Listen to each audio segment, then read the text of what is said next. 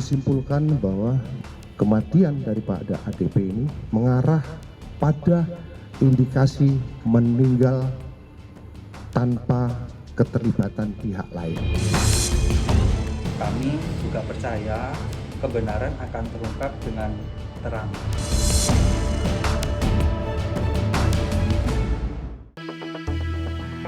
Selama 3 minggu, tim penyelidik mengumpulkan bukti-bukti dan saksi-saksi serta melibatkan ahli dalam proses pengungkapan kasus kematian Arya Daru Pangayunan.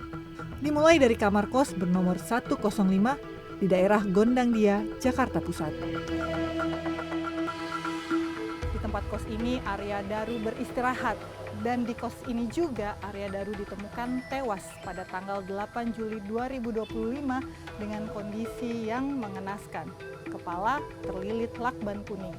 Di sini pula polisi memulai penyelidikannya, mengumpulkan bukti-bukti yang jumlahnya mencapai lebih dari 100 bukti dan juga CCTV yang menayangkan hari-hari atau waktu-waktu terakhir Arya Daru Pangayunan.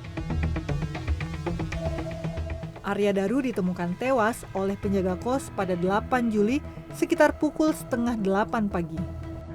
Berbagai spekulasi menyeruak, narasi demi narasi muncul di publik, mengingat Arya Daru merupakan diplomat yang pernah terlibat dalam penanganan dan pengungkapan kasus tindak pidana perdagangan orang. Publik bahkan menduga CCTV telah direkayasa. Sejak kasus ini menjadi perhatian publik, polisi kesannya sangat berhati-hati. Tidak salah memang, karena polisi memiliki rekam jejak yang kurang baik dalam menyelesaikan sebuah peristiwa yang viral. Salah satu contohnya adalah kasus Brigadir Joshua. Publik bahkan sempat menyandingkan antara kasus kematian diplomat muda Arya Daru Pangayunan dan kasus Joshua dengan perbandingan bahwa CCTV kemungkinan besar sudah direkayasa. Tapi polisi menyangkal ada rekayasa CCTV. Dalam konferensi pers, penyidik dari Direktorat Siber Polda Metro Jaya, Ibda Saji Purwanto menjelaskan jika pihaknya menerima 14 barang digital. Selain CCTV yang dikumpulkan, ada 5 barang digital lainnya yang diduga adalah milik Arya Daru Pangayunan. Dari report result, kami melakukan pemeriksaan atau analisis terhadap file multimedia dari CCTV, gambar yang diambil dari rekaman CCTV sebanyak 20 titik. Kami melakukan analisa namanya analisa base metadata, kemudian stream data, frame by frame, dan GOP. Jadi keseluruhan file video yang kami analisa, mulai dari gambar atau video di Kemenlu, kemudian di GI, kemudian di tempat kos almarhum, kami tidak menemukan adanya motion atau gerakan atau gambar yang memiliki atau muatan tindakan kekerasan fisik. Dalam proses pemeriksaan digital forensik pada barang milik Arya Daru, Saji Purwanto menjelaskan jika telepon genggam yang diperiksa adalah telepon genggam yang sudah lama tidak digunakan dan berada dalam kamar kos Arya Daru. Handphone yang diberikan atau kami terima itu pertama kali dinyalakan atau di-on-kan itu tahun 2019 bulan Juni. Kemudian kami melakukan penelitian, digunakan komunikasi instant messenger itu di bulan September 2022. Kemudian dinyalakan Januari 2024. Nah, untuk mencari atau apakah ada info yang lain, kemudian kami melakukan penelitian terhadap perangkat seluler, laptop.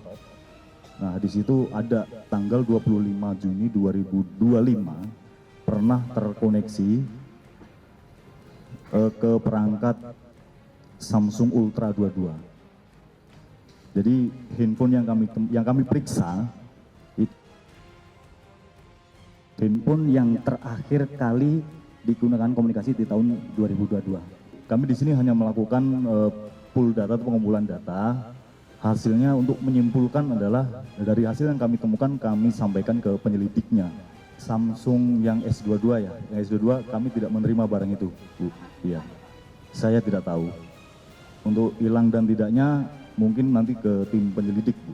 Kami sampaikan bahwa handphone Samsung Ultra 22 yang sehari-hari dipergunakan oleh korban sampai sekarang belum diketemukan.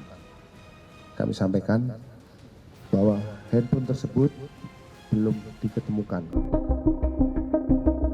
Masih belum ditemukannya handphone yang sehari-hari digunakan oleh Arya Daru, menurut polisi tidak menghambat proses penyelidikan. Dokter spesialis forensik dari Rumah Sakit Umum Pusat Nasional Cipto Mangunkusumo, Dr. Yoga Tohijiwa, menjelaskan temuannya pada saat melakukan otopsi terhadap jenazah Arya Daru Pangayunan. Yang pertama, ditemukan adanya luka terbuka dangkal dengan tepi tidak rata pada bibir bawah bagian dalam. Selanjutnya terdapat luka-luka lecet pada pipi kanan dan pada leher, yang terdiri dari 1 buah luka lecet di pipi kanan dan ada 5 buah luka lecet di bagian leher. Selanjutnya kami temukan pula adanya memar-memar pada kelopak atas mata kiri, ada memar juga pada bibir bawah bagian dalam, lengan atas kanan dan juga lengan bawah kanan, dengan masing-masing 1 buah memar pada kelopak atas mata kiri, 1 buah memar pada bibir bawah bagian dalam, ada 2 buah memar pada lengan atas kanan dan 2 buah memar pada lengan bawah kanan. Selanjutnya dari hasil pemeriksaan otopsi, karena ditemukan adanya luka-luka pada daerah leher, kami melakukan otopsi menggunakan teknik khusus leher dengan upaya mendalami apakah luka-luka yang terdapat pada bagian luar itu ada berdampak terhadap organ-organ di dalam leher. Selanjutnya dapat kami laporkan bahwa pada otot-otot leher itu tidak ditemukan adanya resapan darah. Selanjutnya pada batang tenggorok itu berisi lendir dan busa halus berwarna putih kemerahan. Selanjutnya kami temukan pada organ dalam, itu pada kedua paru ditemukan adanya sembab paru atau pembengkakan pada paru, serta pada seluruh organ-organ dalam itu kami temukan adanya pelebaran pembuluh darah dan juga bintik-bintik perdarahan. Pada proses ini juga dilakukan tes yang dilakukan oleh Pusat Laboratorium Forensik Bareskrim Polri untuk mencari tahu jika ada zat-zat beracun serta jejak zat adiktif yang bisa mempengaruhi kondisi kesehatan seseorang. Pemeriksaan menunjukkan seluruh sampel organ dan cairan tubuh tidak terdeteksi senyawa toksik umum seperti pestisida, sianida, arsenik, alkohol maupun narkoba. Namun ditemukan kandungan paracetamol dan klorpeniramin pada berbagai jaringan dan cairan tubuh almarhum ADP. Menurut studi literatur dari farmakologi, klorpeniramin atau biasa disebut CTM adalah sejenis antihistamin yang dapat meredakan gejala alergi seperti hidung tersumbat dan bersin, serta memiliki efek sedatif ringan seperti mengantuk. Kemudian paracetamol merupakan jenis obat analgesik dan antipiretik yang dapat meredakan nyeri serta menurunkan demam.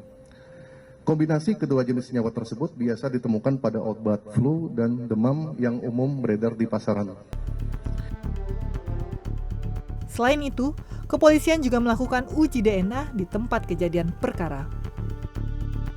Kami tidak menemukan di TKP adanya bercak darah, sperma, atau material biologi yang ada di TKP, di kamar korban maupun di luar kamar korban, seperti di kamar mandi dan di ruang tidur. Kami tidak menemukan adanya material biologi dari orang lain. Beberapa barang bukti yang kami terima dari rekan-rekan penyidik Polda Metro Jaya, ada 13 item yang kami periksa. Hanya satu yang sangat menarik di sini, adalah pada sisa lakban di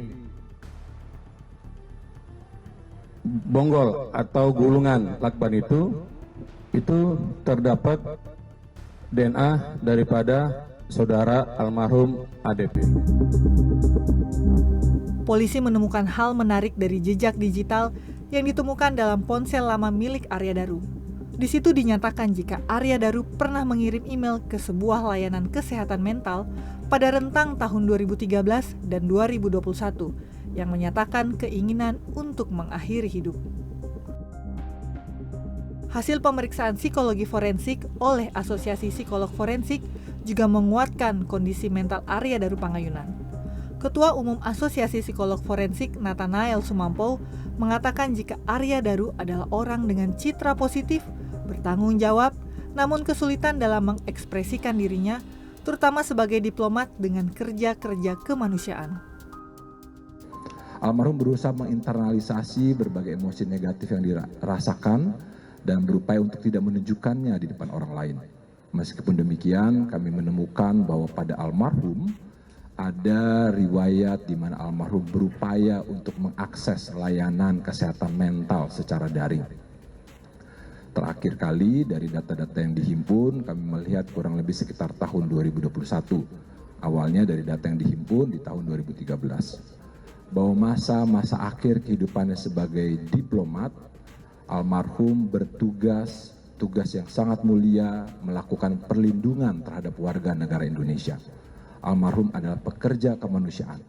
Beliau memikul berbagai tanggung jawab, menjalankan tugas peran profesional, sekaligus peran-peran humanistik sebagai pelindung, pendengar, sebagai rescuer, penyelamat bagi WNI yang terjebak dalam situasi krisis, demi memastikan bahwa negara hadir bagi WNI yang ada di luar negeri. Nathanael juga menjelaskan jika peran profesional Arya Daru berdampak pada kondisi psikologisnya. Arya disebut cenderung menutup kondisi emosional tersebut hingga akhirnya terakumulasi dan ujungnya Arya memutuskan untuk mengakhiri episode kehidupannya. Oleh karena itu, Apsifor mengajak masyarakat untuk secara bijak berkomentar di media sosial terkait kasus. Mari kita kedepankan upaya mendukung kesejahteraan psikologis keluarga, sahabat, dan rekan-rekan almarhum. Kita kedepankan harkat dan martabat almarhum yang mendedikasikan hidupnya untuk negara. Pada akhirnya, polisi mengambil kesimpulan jika tewasnya sang diplomat tanpa ada keterlibatan pihak lain dan tidak ada unsur tindak pidana. Disimpulkan bahwa indikator daripada kematian daripada ADP ini mengarah pada indikasi meninggal tanpa keterlibatan pihak lain. Kesimpulan ini sangat tidak memuaskan bagi publik dan terutama bagi keluarga Arya Daru. Mereka menolak kesimpulan penyebab kematian Arya Daru yang telah diumumkan oleh kepolisian Polda Metro Jaya. Keluarga masih meyakini jika kebenaran atas kematian Arya Daru akan menemukan titik terangnya. Kami meyakini bahwa almarhum tidak seperti itu. Dan ini kan kesimpulan yang disampaikan itu juga masih dalam proses pendalaman juga. Kami juga mengajak kepada teman-teman media dan masyarakat luas untuk ikut mengawal jalannya proses ini dengan empati, kemudian informasi yang cukup berimbang dan objektif. Jadi pada waktunya nanti kami juga percaya kebenaran akan terungkap dengan terang. Meta bahkan berharap jika polisi masih terus melakukan pendalaman akan kasus yang menimpa adik iparnya. Terutama masih ada satu benda penting yang masih belum ditemukan oleh pihak kepolisian. Ponsel milik Arya Daru Pangayunan. Dengan dibantu oleh Asosiasi Psikolog Forensik, polisi menemukan jejak-jejak bahwa Arya Daru telah mengakses layanan kesehatan mental dan meminta bantuan karena ada keinginan untuk mengakhiri hidupnya. Arya Daru sama seperti kita, manusia yang memiliki kecemasan, kelelahan, depresi, trauma, dan burnout dari hal-hal eksternal, salah satunya dari lingkungan kerja.